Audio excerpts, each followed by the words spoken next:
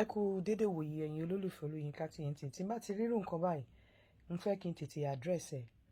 mi ò bá porúkọ onítàn bọ̀ mi ò ní porúkọ ẹ̀ probably I may have to send her and mo ní láti bí a kí n send kí n inbox ẹ̀ ní message pé kó pè mí kí n send number mi sí ẹ gbọ́ nǹkan tó kọ ó ní please ma. I have been married to my husband for almost 4 years now. I later got to know that he has been cheating on me. Even though I married him as a virgin, all I just want to do now is revenge or stab him to death.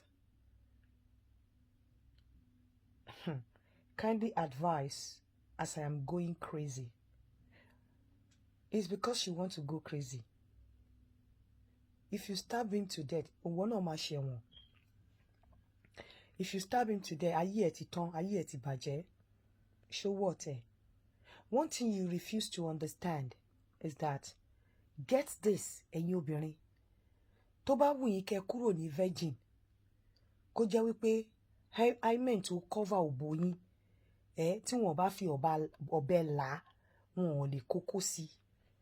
Ìyẹn ò ní wípé kọkùnrin má lọ dóbò míì níta. You see this virginity tẹ́ ń pọ́nlé. Àwọn ọkùnrin mi ò ká kún wọn ò fẹ́ virginity. You see this virginity tẹ́ ń pọ́nlé.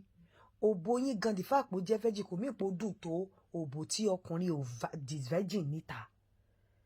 The pride tó wà ní virginity fọkùnrin ni wípé àwọn làwọn kọ́kọ́ doyín. Ẹ má fi pé bàbàrà kan wà bẹ́ẹ̀ torí pé ọkùnrin dis virgin ẹ̀ sọ mí pé kò ní dóbò míì. Di nǹkan tó wà bẹ́ẹ̀ ni wípé ọkùnrin lè fọwọ́ sọ̀yà pé òun ló ń kọ́kọ́ fi okó sínú òbò ẹ̀ òun ló ń kọ́kọ́ bá ẹ já kò wá mí pé bóyá òun dẹ̀ ló máa dú ẹ tó máa fi kú but scores àti pride yẹn kò ṣe fẹ́yìn pride yẹn àwọn ni àwọn máa ń fi ń wò pé èmi náà dis virgin ọmọ èmi mo kọ́kọ́ dú ọmọ yẹn pride tó wà ń bẹ fún wọn nìyẹn so don't think tí ò bá jẹ́ bẹ́ẹ̀ o ti fi pé nítorí pé ó dis virgin ẹ nísìn kò gbúdọ̀ lọ dóòbò míì tí gbogbo ayé tí wọ́n tiẹ̀ ti dis bóyá ọwọ́ náà tiẹ̀ fi jábàálẹ̀ yẹn gan bóyá ó bò míì gan tó jẹ́ wípé tó bá dogo á máa ṣe pọ̀chọ̀pọ̀chọ̀pọ̀chọ̀ ni tiẹ̀ tó jẹ́ pé ó dis virgin yẹn ó fi ipò yẹ kó stick mọ́ it doesn't work that way my sister. If anyone kills a man because of that pé nítorí pé ó wà ó fi pé nítorí pé ó dis virgin ẹ ó wá lọ ń cheat on you or ẹ̀yin lẹ kà sí cheating o ó wá lọ ń jáwó ẹ̀gbẹ̀gbẹ́ torí pé ó dis virgin ẹ nítorí ẹ ò fẹ́ pa owó gan ti bà yí ara ẹ jẹ́ tó bá mú ọmọ padà pàwọ́ náà ni ó tún bà yí ara ẹ jẹ́ ó bà yí àwọn ọmọ ẹ jẹ́ ṣó wọ̀ tẹ̀. A ní ẹyẹ máa tanra yín ẹyẹ máa pọ́n jẹ̀bẹ̀ lákìsà mo ti sọ fún yín wípé ṣe rí ọ̀ǹtí tẹ́ bá mú ọ̀rọ̀ tó máa ń kó sí yín lágbárí bíi a man is committing adultery is going to hell tẹ́ bá mú kúrò lórí yín ẹ máa rí ìrọ̀rùn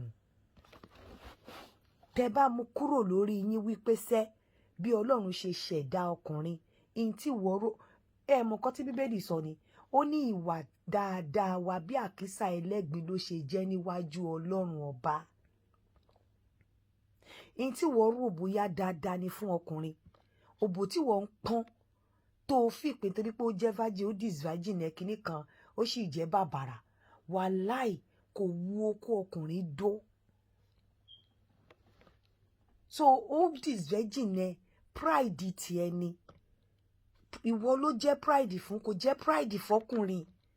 fún ọkùnrin pride tó jẹ́ fún ni wípé èmi ni mo kọ́kọ́ dó ọmọ yẹn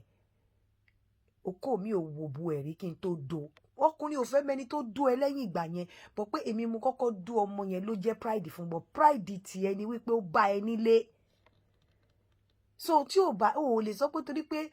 torí pé ó ti cascos kóun ló kọ́kọ́ dó ẹ so kò ní dóbò míì mọ́ ṣòro bí a gbogbo ìgbàlòbò tó táìtì máa ń wu ọkùnrin dó ni sórí àwọn òbò tó máa ṣe pọ̀chọ̀ pọ̀chọ̀ pọ̀chọ̀ àwọn òbò tọkùnrin máa dó tó máa fi ṣe pọ̀chọ̀ pọ̀chọ̀ pọ̀chọ̀ nígbà míì ọkùnrin máa ń fẹ́ gbọ́ sound yẹn òbò tó dẹ̀ṣẹ̀ dis virgin kò nírú sound yẹn òbò tó ṣẹ̀ nígbà míì ọkùnrin fẹ́ wọlé yours truly òbò tó ṣẹ̀ dis virgin ṣẹ̀ máa fi cream pa nǹkan kan ni kó tó di wípé ó get used to okó tó bá fẹ́ fokó sí òbò tó ṣe disvirgin wàá sì máa yẹ̀dí díẹ̀díẹ̀ wàá sì máa gbin wàá sì máa ní ó ń dùn mí ọkùnrin gbà mí ó fẹ́ dó òbò tó yẹ pé tó bá débẹ̀ báyìí tó bá ti fi sí báyìí á kọ̀ gbà wọlé ni òbò tiẹ̀ ó sì máa ta ẹ́ torí wọ́n sì disvirgin ẹ ni wọ́n ṣe disvirgin ẹ ni so má tanra ẹ ó fẹ́ pa ọkùnrin ó ní please ma I have been married to my husband for almost 4 years. I later got to know that he has been cheating on me. It's not cheating, no flexing. Even though I married him as a virgin, all I just want to do is to revenge or stab him to death. Tó bá ti stab ẹ to death, ó ti finish ilé ayé ara ẹ. Èmi máa wà very blunt to you, mi ò ní bẹ́ẹ̀. Ìjọ́ tẹ́ bá ti mú ọ̀rọ̀ ìwàásù yẹn kúrò lágbárí yín pé when a man will be with the woman and they will stay forever. Ẹ gbàgbé ẹ̀ fún àwọn kò ṣe able body man kò ṣe ọkùnrin tó sì wà agile àwọn ọkùnrin tó ti wà vulnerable àwọn ọkùnrin tó tó wà fragile àwọn ọkùnrin tí wọ́n ti ná gbàrà ná gbòòrò ọmọkùnrin tó ṣe ń bọ̀ níjọ́ ayé ẹ̀ láàrin tẹ even àwọn tó gbé 60 gan ẹ worú bàbá wa tó ń kọrin yìí ẹ má bínú mo fi tọ̀wọ̀tọ̀wọ̀ dárúkọ yín o ẹ jọ̀ọ́ ẹ má bínú sáà mi ìrí yín fín o ẹ má bínú sáà mi ìrí yín fín mo dárúkọ yín tọ̀wọ̀tọ̀wọ̀ Àyìndé Marshal ẹ wo ìyàwó tó ṣẹ̀fẹ̀ lẹ́nujọ́ mẹ́ta yìí àwọn bàbá yẹn tó ṣe over 60 wọ́n sì ń ta pọ́npọ́n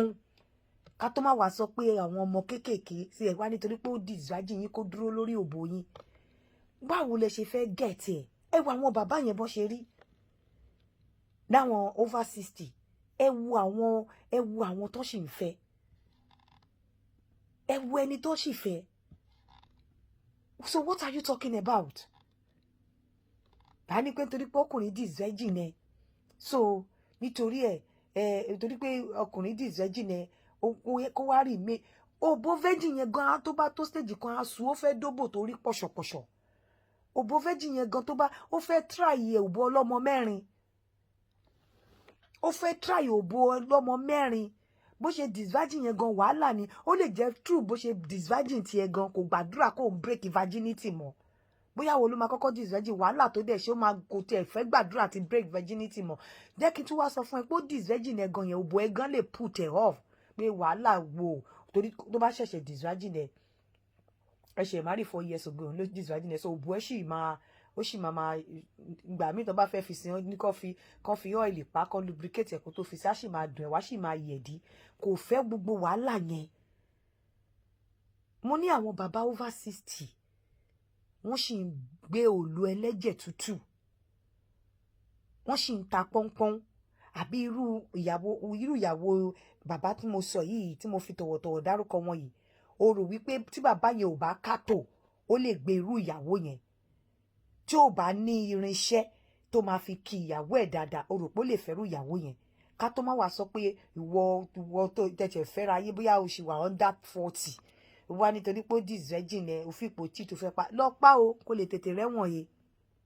lọ pa o kílé ayé kó lè tètè finish ìgbésí ayé tiẹ̀ náà èmi ò kí n tèmi bá máa advice èèyàn lórí ilé mi ń fọwọ́ ra lórí tó bá yẹ kó sọ pé kò tọ́jú ẹ ó nù ẹ̀ ń sin egungun mi máa lé ni bọ̀ o nítorí pé òun ló disvirgin ẹ má máa ka virginity ní bàbàrà wàhálà ní fáwọn ọkùnrin míì àwọn ọkùnrin fi máa ń ka scores ni ẹ̀yin ló jọ lójú gẹ́gẹ́ bí obìnrin pride ti yín ni but fún ọkùnrin àwọn máa ń sọ pé èmi mo kọ́kọ́ do ni wọn ò ká kún anything torí virginity yẹn ò ní kó bù ẹ kó òbò ó lè ní virginity gan kó má ní skill tó fi ń dóko ìwọ tó ti ẹ̀ṣẹ̀ disvirgin 4 years ago gan o ò tí ì lè mọ kódó dáadáa so o sì máa dry ó ṣe máa train ẹni àwọn kan wà tó ti train àwọn kan wà tó jẹ́ pé àwọn gan ló máa train ọkọ ẹ̀ ń ta á wá fi wọ́n lẹ̀ á wá jókòó lórí òbò ti ẹnìkan tí ó sì lágbára má tanra ẹ arábìnrin gba cam kó dẹ̀ máa gbàdúrà tó bá ti ń ṣe ẹ̀tọ́ ẹ̀ nínú ilé tí ò ti nà ẹ́ tó dẹ̀ ń wálé wá sùn tó ń tọ́jú àwọn ọmọ ẹ̀ tó ń tọ́jú ẹ̀ má sọ pé o fẹ́ pa torí tó o bá stab ẹ̀ to death tó bá pa ayé ẹ̀ bàjẹ́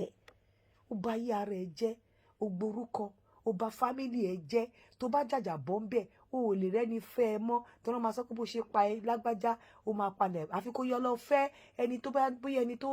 tí ò lè ṣe dáadáa ẹni táyé ẹ ti bàjẹ́ tó jẹ́ wípé wàá ní jókòó ń bẹ̀ yẹn á jókòó but as long as ọkùnrin máa ṣe bí ọkùnrin àfi tí wọ́n bá jáwọ́ ọkùnrin ò dẹ̀ kí wọ́n mọ nǹkan tó máa ń jẹ́ kọ́kùnrin jáwọ́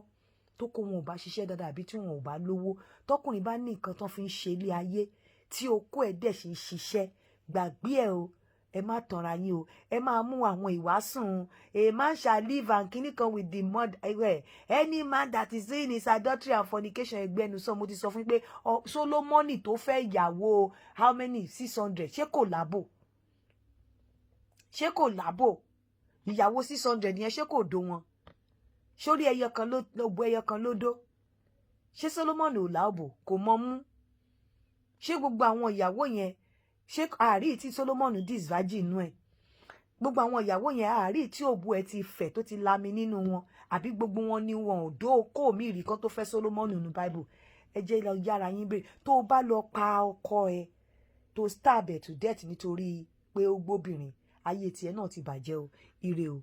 àti gbogbo ẹ̀yin obìnrin tẹ́ bá fẹ́ para yín lórí pé ọkọ yín dóbò ń ta òbó yín lè má wù ọ òbó yín mi mọ nǹkan tí mo fẹ́ sọ honestly torí pé òótọ́ ọ̀rọ̀ bí ìsọkúsọ ni kò sí perfect òbò ní anywhere kò lè sí perfect òbò ní anywhere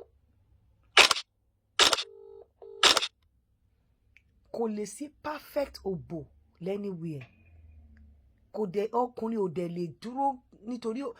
the only time tọkùnrin máa dúró tó òbò ẹ̀ kò ṣe pé bóyá òbò ẹ̀ ló perfect ó ti sú ni tí ò bá sú ọkùnrin kó padà wálé bàbá ńlá kí bàbá ńlá kú obìnrin kan ò lè stop ẹ̀ ire o ó dàbọ̀.